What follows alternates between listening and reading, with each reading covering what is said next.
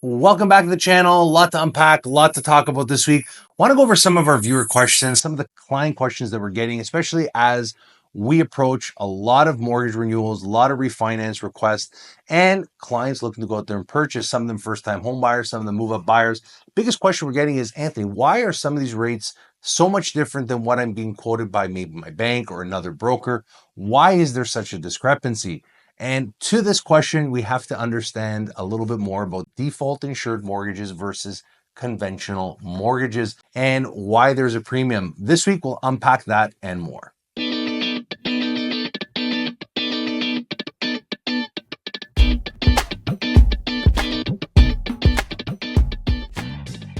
Welcome back again to the channel. If you have not subscribed, please consider subscribing to the channel. Don't forget to hit that notification bell. Leave your thoughts, questions, and concerns in the comment section below. Let's get right into the conversation. Ultimately, with interest rates, not all rates are created for every single Canadian. There are differences when you're buying a home, when you're switching or refinancing, and sometimes the rates may be a little bit different. They may vary within 10, 15, 20 basis points of each other. And that is something that you need to pay close attention to.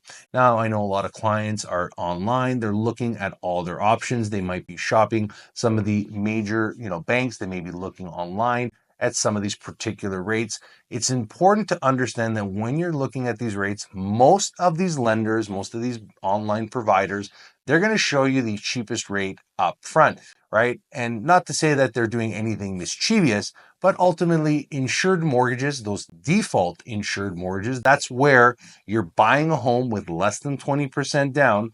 Those are generally the cheaper interest rates, and they don't always apply to every single Canadian. Now, before we get into some of these nuances here, it's important to understand, and just in case you're a first-time home buyer or client looking at these options and trying to get a better bearing on what that means, we have to understand that back in December, the OSFI, all the regulators basically began to change the underlying fundamentals when it came to insured mortgages. Prior to December 2024, we only had insured mortgages up to a purchase price of $1 million. That has now been moved over to 1.5. And also, you are able to take on now a 30-year amortization as opposed to just a 25-year.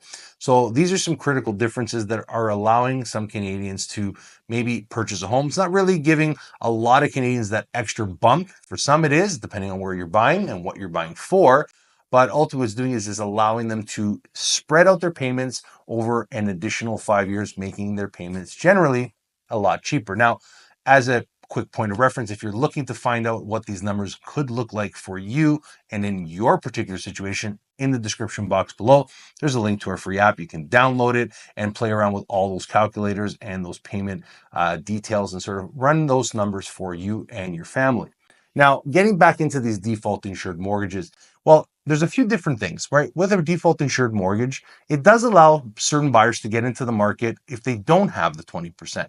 Now, maybe in areas like Vancouver, GTV and GTA, maybe that's not really feasible. But in other parts of Canada, where home prices are a lot more affordable, it does make a lot more sense. But you're trading the rate off for a premium, right? So this is where things get a little bit different. So you might be saying, well, that rate looks a lot better. But on these default insured premiums, depending on the size of your down payment, well, you could be paying anywhere from 2.8 to 4% premium on that particular mortgage. So that could add in anywhere from $15,000 to $25,000 of additional cost to the back end of your mortgage just to get that rate.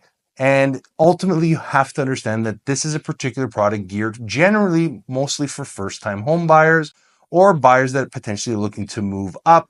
Now, remember, we talked about those rules, right? Remember that 25 to 30-year amortization.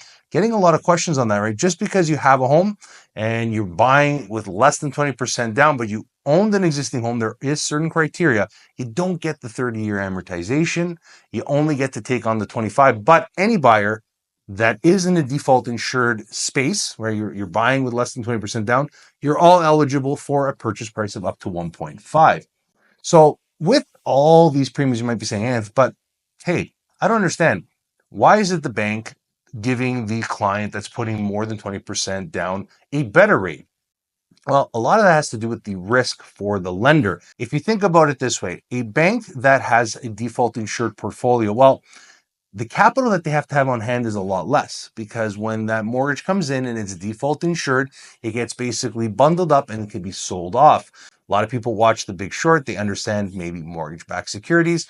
In a nutshell, very oversimplified, but ultimately this is something that the lenders look for when they do insured mortgages. Basically, they can write them, put them through a particular mortgage-backed security, for example. They can bundle it, and that basically allows them to keep advancing and writing new mortgages. The bank itself mitigates a lot of its risk, because all the risk of a default doesn't end up on the bank's end. It ends up on the default insurer's end. The big difference too is for a lot of these major banks, right? The banks that actually have to write these uninsured mortgages, right? These conventional mortgages, well, simply put, they have to keep these mortgages on their books, right? They have to hold on to them. They have to monitor them for losses and, all these particular nuances. So you get the picture, right? The bank says, hey, person didn't pay.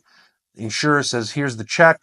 Boom. There you go. Now, some of these banks may administer the mortgages, but when it comes to the conventional banks, they are on their books. And because of that, they pass on those premiums to clients. Now, what are some of these rates looking? We talked about most of these insured mortgages, they're below 4%. If you're paying more than 4% for an insured mortgage, you got a problem.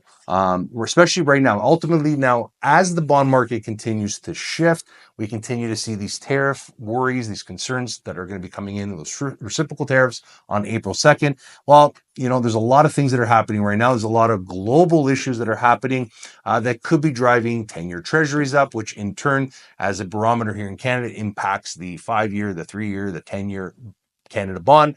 And ultimately, when banks go to price their mortgages, there's a posted rate, and then there's basically the rate that we as brokers, go in and submit to get that lower rate, depending on the market conditions, right? Some days it might be a little bit less of a discount. Some days it might be a little bit more.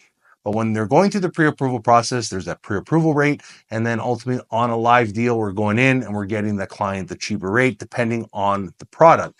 But, a lot of times this is why when we're going online, we're shopping, sometimes, seeing is believing. If it's too good to be true, sometimes it is. And for a lot of clients, you have to ask yourself other questions, right? What type of lender am I working with, right? Am I working with a top 5 bank? Am I working with a broker-friendly bank? Does that particular bank offer all the products and solutions? What are the strings that could be attached to that particular mortgage? By saving that additional 5 or 10 basis points, just to get that lower rate, are you trading a higher penalty or a clause, a bona fide sales clause, which we've talked about in a previous episode? That's basically the only way out of that mortgage is to sell the home. Some lenders have these clauses, and you have to be very cautious. Sometimes when we're chasing the rate, we have to understand what comes with it. Think about that. If you have any questions and you're looking at your options, always reach out to a mortgage professional. They will give you the best unbiased advice. Ultimately, they have access to multiple lenders, multiple different banks that can offer you different solutions and products. But let us know your thoughts in the comment section below about these particular mortgages, these insured mortgages. You think it's fair that Canadians have to pay more if they're not putting 20% down, or should rates be pretty much unanimous across the board? Let me know what you think in the comments section below. But until next week, thanks again for stopping by, and we'll see you next week.